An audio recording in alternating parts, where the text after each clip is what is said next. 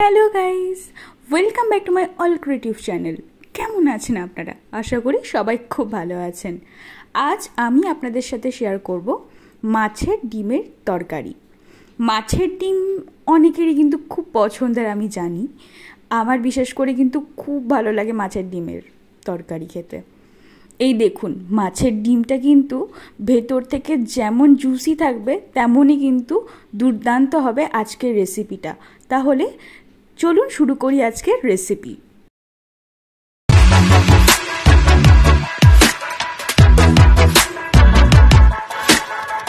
প্রথমেই আমি একটা চপার বোর্ড নিয়ে নিয়েছি।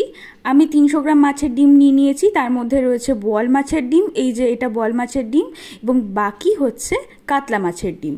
ডিমগুলো আমি খুব ভালো করে ধুয়ে নিয়েছি। এরপর আমি ডিমগুলো ছোট ছোট করে কেটে নেব। আপনাদের এইভাবে কিন্তু প্রত্যেকটা ডিম খুব ভালো করে যদি আপনারা নিজেরা কাটেন তাহলে কিন্তু নিজেদের পছন্দসই আপনারা কাটতে পারবেন। এই যে দেখছেন, এই বোয়াল মাছের ডিমটা কাটতে কিন্তু একটু অসুবিধা হয়, কারণ বোয়াল মাছের ডিম কিন্তু এরকমভাবে অনেকটা নরম যেহেতু হয়, তার জন্য ডিমগুলো বেরিয়ে যেতে পারে। তাই একটু সাবধানে কিন্তু বোয়াল মাছের ডিমগুলো কেটে নেবেন। এই দেখুন, বোয়াল মাছের ডিম আমার কাটা হয়ে গেছে।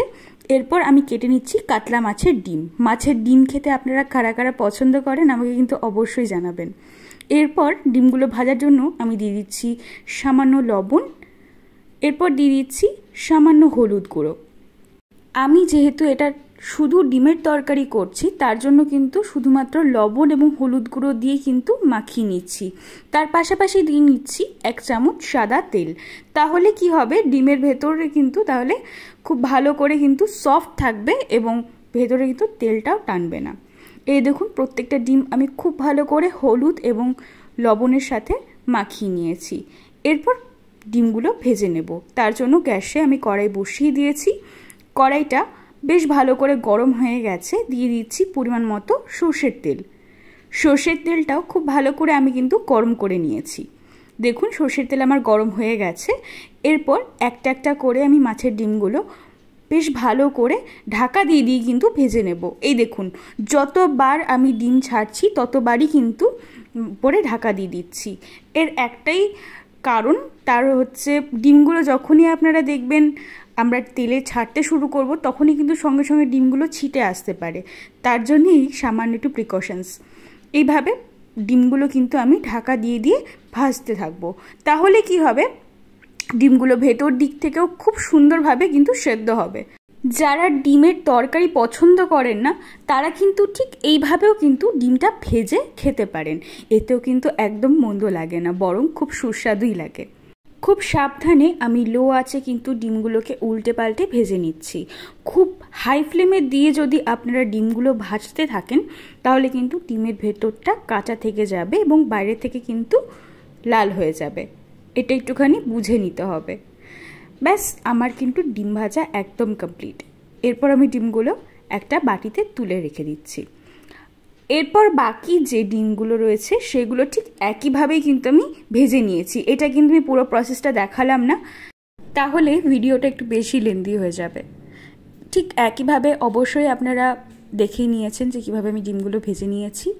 একই প্রসেসেই আমি এইবারে ডিমগুলো ভেজে নিয়েছি। ডিম ভাজা কমপ্লিট হয়ে গেছে।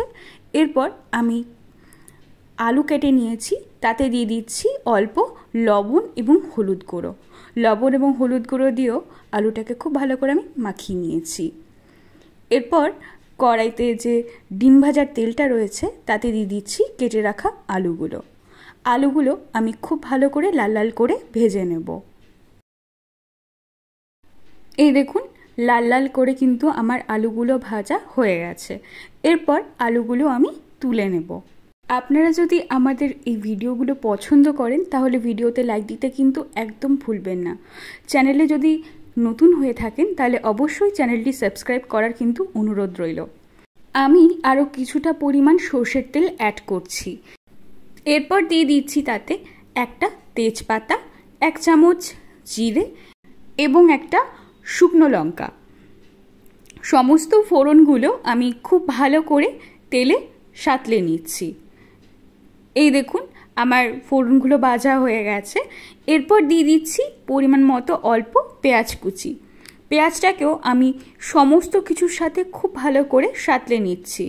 দেখুন পেঁয়াজটা যেই হালকা সফট হতে শুরু করছে সেই পর্যায়ে আমি দিয়ে দিচ্ছি 1 চামচ লবণ, সামান্য চিনি। চিনিটা অবশ্যই স্বাদটাকে ব্যালেন্স করবে, প্লাস হচ্ছে কালারটাকেও কিন্তু খুব ভালো আনবে। অন্যদিকে আমি নিয়ে নিয়েছি টমেটো এবং কাঁচা লঙ্কা, সেটাকেও আমি খুব ভালো করে কিন্তু গ্রাইন্ড করে নেব।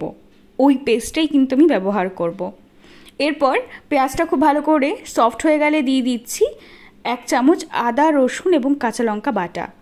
আদা রসুন কাঁচা লঙ্কা বাটাটা দিয়ে খুব ভালো করে আমি সাঁতলে নেব পেঁয়াজের সাথে। এরপর যতক্ষণ না খুব ভালো করে গন্ধটা ছেড়ে যাচ্ছে ততক্ষণ পর্যন্ত ভেজে নেব। এই দেখুন তেলটা ছেড়ে গেছে। এই পর্যায়ে আমি দিয়ে দিচ্ছি টমেটোর যে পিউরিটা সেটা। টমেটোর পেস্ট দিয়ে রান্না করলে কিন্তু যে কোনো তরকারির টেস্ট দ্বিগুণ বেড়ে যায়।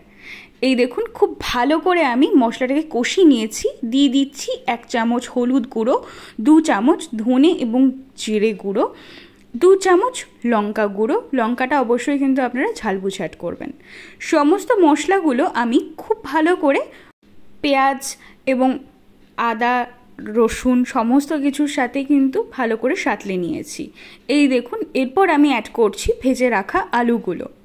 ভেজে রাখা আলুগুলোকেও আমি সমস্ত মশলার সাথে খুব ভালো করে কষিয়ে নেব। সাঁতলাতে সাঁতলাতে কিন্তু এই দেখুন আস্তে আস্তে কিন্তু তেলও ছাড়তে শুরু করে দিয়েছে। এই পর্যায়ে দিয়ে দিচ্ছি অল্প একটুখানি গরম জল, যাতে মশলাটা নিচে লেগে না যায়। দেখুন জল দেওয়াতে কিন্তু আরও খুব সুন্দর কষানোটা হচ্ছে এবং তেলটাও দারুণভাবে কিন্তু ছাড়তে শুরু করে দিয়েছে। এই দেখুন যখন এরকমভাবে তেলটা ছাড়তে শুরু করে দেবে সেই সময় কিন্তু আমি ঝোলের জন্য কিন্তু জল দিয়ে দিচ্ছি। এই যে ঝোলের জন্য আমি জল কিন্তু বেশ কিছুটা দিয়ে দিয়েছি। এরপর আমি আরও অনেকটা জল দিয়েছিলাম পরবর্তীকালে, সেটা আমি হয়তো আপনাদের দেখাইনি। আপনারা কিন্তু যতটুকু ঝোল খাবেন সেইটুকু আপনারা কিন্তু জল দেবেন। দিয়ে দিয়েছি 1 চামচ গরম মশলা। সমস্ত কিছু খুব ভালো করে আমি ঝোলের সাথে সাঁতলে নিয়েছি। ঝোলটাকে খুব ভালো করে ফুটতে দেব। এরপর দিয়ে দিচ্ছি মাছের ডিম ভাজাগুলো। সমস্ত মাছের ডিমগুলো আমি খুব ভালো করে ঝোলের সাথে সাঁতলিয়ে ফুটতে দেব। এই এতটা ঝোল হয়তো আপনারা দেখছেন, এই ঝোলটা কিন্তু এতটা থাকবে না। আস্তে আস্তে ঝোলের কিন্তু পরিমাণটা আরও কমতে শুরু করবে, কারণ এই ঝোলটা অনেক বেশি জাল পড়বে এবং এতে কিন্তু মাছের ডিমটা এবং আলুটাও কিন্তু খুব ভালো করে সেদ্ধ হবে। একটু টেস্টটাকে আরও এনহ্যান্স করার জন্য দিয়ে দিয়েছি ধনে পাতা। আপনারা যদি না চান তাহলে স্কিপ করতে পারেন। এরপর ওপরে ঢাকা দিয়ে দিচ্ছি। আমাদের মাছের ডিমের তরকারি কিন্তু একদম রেডি। তাহলে এরকম গরম গরম মাছের ডিমের তরকারি দিয়ে ভাত খেতে কারা পছন্দ করেন অবশ্যই কিন্তু আমাকে জানাবেন। তাহলে ভিডিওটা যদি ভালো লাগে তাহলে ভিডিওতে কিন্তু লাইক শেয়ার কমেন্ট কিন্তু চাই। আবার দেখা হবে পরবর্তী ভিডিওতে। এরকমভাবেই কিন্তু আমাদের পাশে থাকবেন এবং আমাদের সাপোর্ট করবেন। তাহলে দেখা হচ্ছে পরের ভিডিওতে। Thanks for watching.